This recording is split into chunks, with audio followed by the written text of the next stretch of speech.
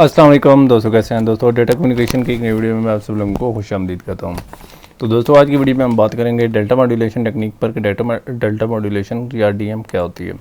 तो जैसे दोस्तों लास्ट चंद वीडियो से हम बात करते आ रहे हैं डिजिटाइजेशन में, जिसके अंदर हमने पल्स कोड मॉड्यूलेशन या पीसीएम जिस पर लास्ट वीडियो में बात की, और आज की वीडियो में डेल्टा मॉड्यूलेशन है, यानी इसके दो टाइप्स हैं, पीसीएम और डीएम।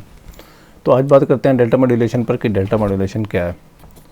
तो दोस्तों जैसा कि हमने देखा था, PCM was a very complex technique. PCM एक बड़ी कम्प्लेक्स टेक्निक थी और चूँकि उसके अंदर बहुत ज़्यादा अप्रॉक्सीमेशन थी, ठीक है, सैम्पलिंग वगैरह जैसे उसकी बाकायदा जो टेक्निक्स वगैरह थी उसके अंदर क्वांटाइजेशन में होगी या इनकोडिंग वगैरह में कुछ स्टेजेस पर अप्रॉक्सीमेशन चल रही थी, ठीक है, जैसे स्पेशली जब हम उनको ग्राफ में प्लॉट वगैरह कर रहे थे। तो चूँकि ये अप्रॉक्सीमेशन थी, इस वजह से ये एक्यूरेट, हम पीसीएम को बहुत ज़्यादा एक्यूरेट भी नहीं कह सकते। तो उसके कंपैरेटिवली डेल्टा मॉड्यूलेशन एक सिंपलर टेक्निक है, ठीक है, whereas delta modulation is simpler technique than PCM और pulse code modulation.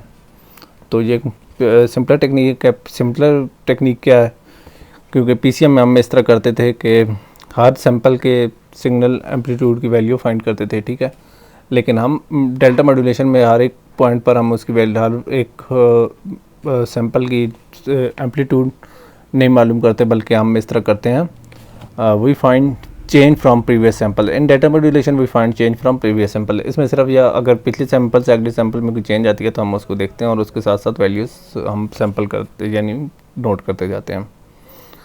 Bits are sent without conversion to any code words before transmission, यानी इसमें कोई कोड वर्ड्स वगैरह यूज़ नहीं होते, बल्कि इसमें डायरेक्टली सेंड होती हैं और उसके ऊपर हम वर्किंग करते हैं। जैसे ये बिट्स आ रही हैं हमारे साथ, एक बाइनरी डेटा है आपके सामने शो हो रहा है, तो मैं इसको थोड़ा सा जूम कर लेता हूँ। तो एक बाइनरी डेटा है, ठीक है, तो इसके अंदर आप देख सकते हैं कि बाइनरी डेटा एग्जैक्टली आ रहा है और हम उसके हिसाब से ग्राफ करते जा रहे हैं, ठीक है।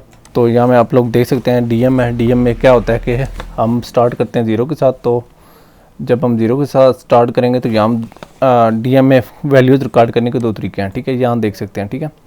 यहाँ वैल्यूज़ कांस्टेंट है या स्टार्टिंग है, तो स्टार्टिंग या जो हमारी कांस्टेंट होती है, ठीक है, तो उसके अंदर हम ये कह सकते हैं कि एम्पलीट्यूड जो हमारा डिक्रीजिंग या कांस्टेंट होता है उसके अंदर हम ये कह सकते हैं कि हम वैल्यू 0 देते हैं। और लेकिन यहाँ मैं आप लोगों को बताता चलूँ कि जो स्टार्टिंग वैल्यू होती है वो हमेशा 0 होती है, ठीक है। तो हम हमेशा 0 के साथ स्टार्ट करते हैं, ठीक है, क्योंकि जब भी कोई सिग्नल आएगा वो शुरू से ऊपर से तो नीचे नहीं आएगा, नीचे से ही ऊपर जाएगा। तो स्टार्ट विद 0, ठीक है, उसके बाद इसका एम्पलीट्यूड इंक्रीज़ हो गया, ठीक है, तो एम्पलीट्यूड डिक्रीज़ होता गया तो हम इसको वैल्यू 1 देते जाएंगे। यहाँ मैं आप लोगों को बता दूँगा whenever there is increase in amplitude there is value is 1, तो हम यहाँ एक वैल्यू 1 दे देंगे।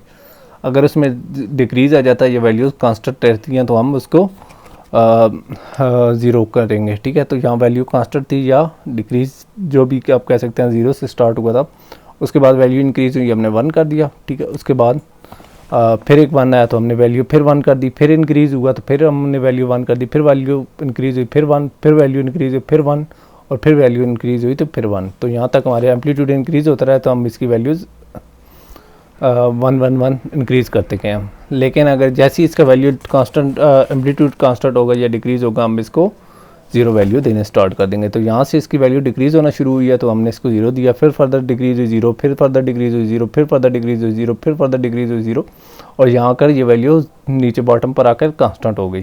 तो हम ये कह सकते हैं कांस्टेंट अब ये होगी तो हम इसको 0 वैल्यू देंगे। उसके बाद फिर इसका एम्पलीट्यूड इंक्रीज़ होना शुरू हुआ है तो हम इसको वैल्यू 1 देंगे। फिर दोबारा इसका एम्पलीट्यूड इंक्रीज़ हुआ तो हम ये कह सकते हैं कि इसकी वैल्यू इंक्रीज़ हुई है, तो हम इसको 1 वैल्यू दे देते हैं। तो ये हमारा delta modulation as compare to the last technique या or PCM it is very simpler technique, ठीक है, और इसके अंदर हमें बहुत ज़्यादा कोड वर्ड्स भी यूज़ नहीं करने पड़ते। तो डेल्टा मॉड्यूलेशन में क्या होता है, एनालॉग सिग्नल होता है, उसके बाद ये डीएम मॉड्यूलेटर में जाता है, ठीक है। तो उस डीएम मॉड्यूलेटर को मैं लिख लेता हूँ, डीएम मॉड्यूलेटर, ठीक है, जिसके 3 पार्ट्स होते हैं, सेपरेटर और डिले यूनिट और स्टेयरकेस मेकर। स्टेयरकेस मेकर क्यों, क्योंकि उसके अंदर स्टेयर बन रही थी इस तरह से, ये यानी, ठीक है। और उसके बाद ये कन्वर्ट होकर डिजिटल डेटा में चला जाता है, एनालॉग से डिजिटल डेटा में कन्वर्जन हो जाती है। और अगर हमने इसी डेटा को रिवर्स करना हो या इसको हमने डीमॉड्यूलेट करना हो या हमने डिजिटल डेटा से एनालॉग डेटा में दोबारा रिवर्स करना हो, तो हम लोग इसको डीमॉड्यूलेटर से गुजारते हैं। तो इसके अंदर आप देख सकते हैं हमारे डिजिटल डेटा को डीमॉड्यूलेटर से गुजारा है, ठीक है। तो ये हमारा